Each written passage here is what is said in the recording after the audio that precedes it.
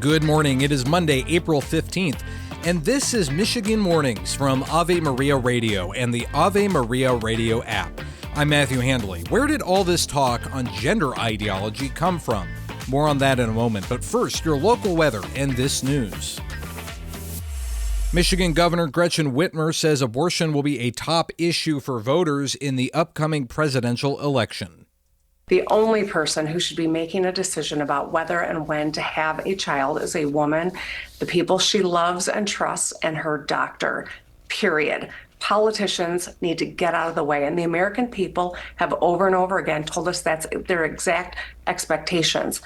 Whitmer told NBC's Meet the Press there's a real possibility of a national abortion ban if Donald Trump is elected president. The Democrat said she believes the issue will motivate Americans to show up to the polls in November. Her comments come as the former president recently said he would not sign a national abortion ban into law, and it should be left up to the states to decide abortion laws.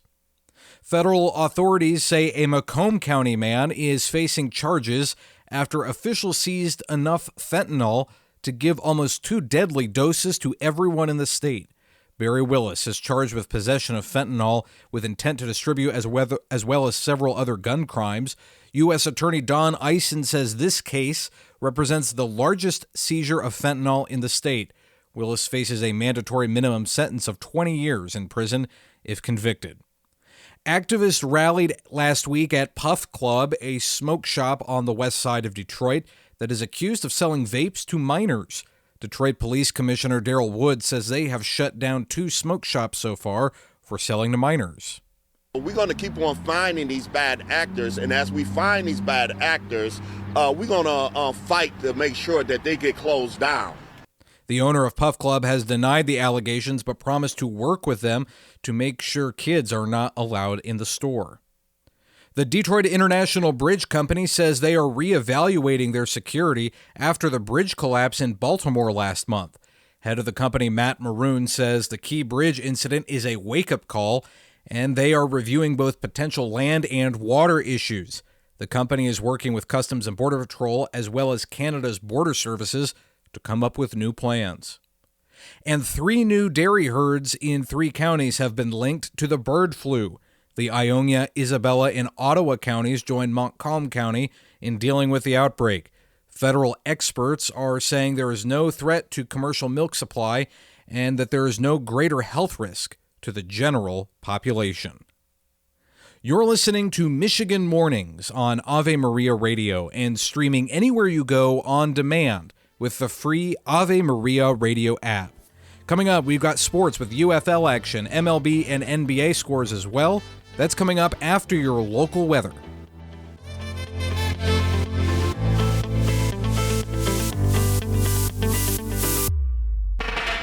Now this. The View, the accurate view of the human person, changes everything. The news you hear and see pertaining to the human person has the power to inform or misinform your opinions and what you do with the gift of life and what you allow your government to do.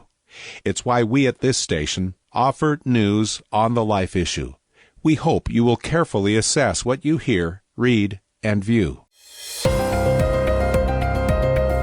Today in the Motor City, it will be mostly sunny but cooler. Highs will be in the upper 60s. Tonight remains clear with lows dipping to the mid-40s. Tomorrow will be cloudy with highs in the lower 60s. Wednesday, the rain returns with a chance of thunderstorms. Highs will be in the upper 60s.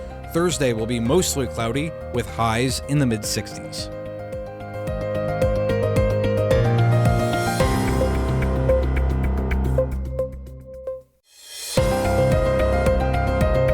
Today in the Saginaw Valley, it will be mostly sunny but cooler. Highs will be in the mid-60s. Tonight remains clear while temperatures drop to the upper 30s. Tomorrow will be mostly sunny in the morning, then becoming partly cloudy later on. Highs will be in the lower 60s. Wednesday, the rain returns with a chance of thunderstorms, highs in the 60s. And Thursday will be mostly cloudy, highs in the lower 60s.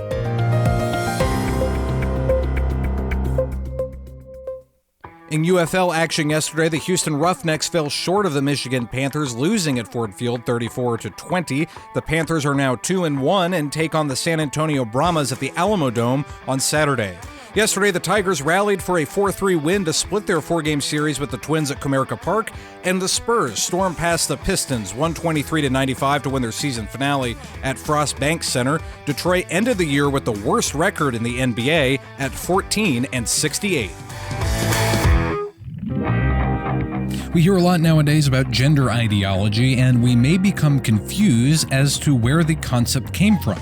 Al Cresta sat down with Dr. Abigail Favale to discuss her new book, The Genesis of Gender. Our current understanding of gender has grown out of a lot of feminist thought. One big piece of the picture is that in much of feminist thought, there's an emphasis on reality being a social construct and a construct of language and social norms and customs. So what we perceive to be real and true, what we take for granted is actually a narrative that society creates and that we then internalize and kind of read on to the world. And so that kind of paves the way for this emptying out of, like, if woman is really just a social construct, then it becomes something that is assigned at birth rather than recognized, right? So there's a detachment of gender from something that kind of determines it in a pre-social way.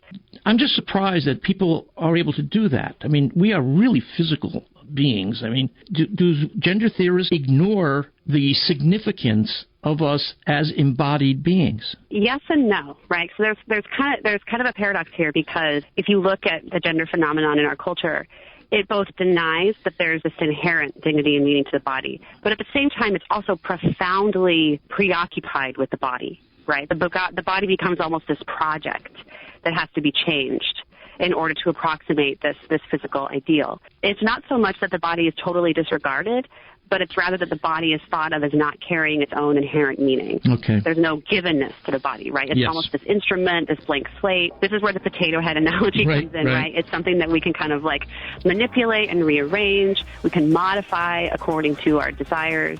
Listen to Cresta in the Afternoon weekdays at 4 p.m. on Ave Maria Radio or anytime with the Ave Maria Radio app.